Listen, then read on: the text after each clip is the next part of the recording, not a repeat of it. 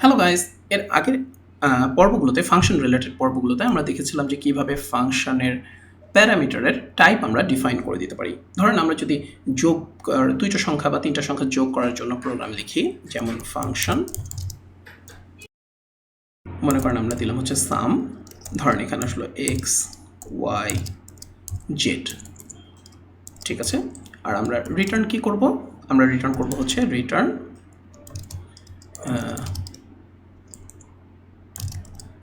x plus y plus z, right? So আমরা যদি এভাবে লিখি যে একো সাম 5 6 7, তাহলে কত আসবে? 18 না? রান করি। ইউজ অফ আনডিফাইন্ড, ও আচ্ছা এখানে ডলার সাইনটা বসেনি। হ্যাঁ, রান করি, দেখেন 18, ফাইন।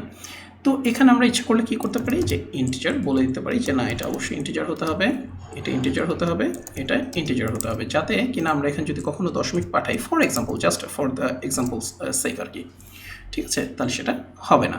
আমরা যদি এখানে মনে করেন এরকমভাবে পাঠাই এ, তাহলে এখানে আমরা একটা ফ্যাটাল এরর পাবো। কিন্তু এটা যদি আমরা না বলে দিতাম তাহলে কিন্তু আমরা ওয়ার্নিং পেতাম, ঠিক আছে, আমরা ফ্যাটাল এরর পেতাম না, যদি আমাদের ফ্যাটাল এরর পাওয়া উচিত, কারণ এটা তো নাম্বার না। সো এনিওয়ে, এটা এই যে আমরা টাইপ ডিক্লেয়ার করতে পারি, এটা আমরা জানি যে অলরেডি জেনেছি যে এটা PHP 7-এর ফিচার। তো এখানে আমরা আরেকটা ইন্টারেস্টিং কাজ করতে পারি, সেটা হচ্ছে ফাংশনের রিটার্ন টাইপটাও আমরা বলে দিতে পারি, যে ফাংশন কী ধরনের রিটার্ন ভ্যালু দিবে, ঠিক আছে। যেমন আমরা এখানে বলে দিতে পারি যে এটা হচ্ছে ইন্ট, মানে ইন্টিজার ভ্যালুই রিটার্ন দিবে, ঠিক আছে।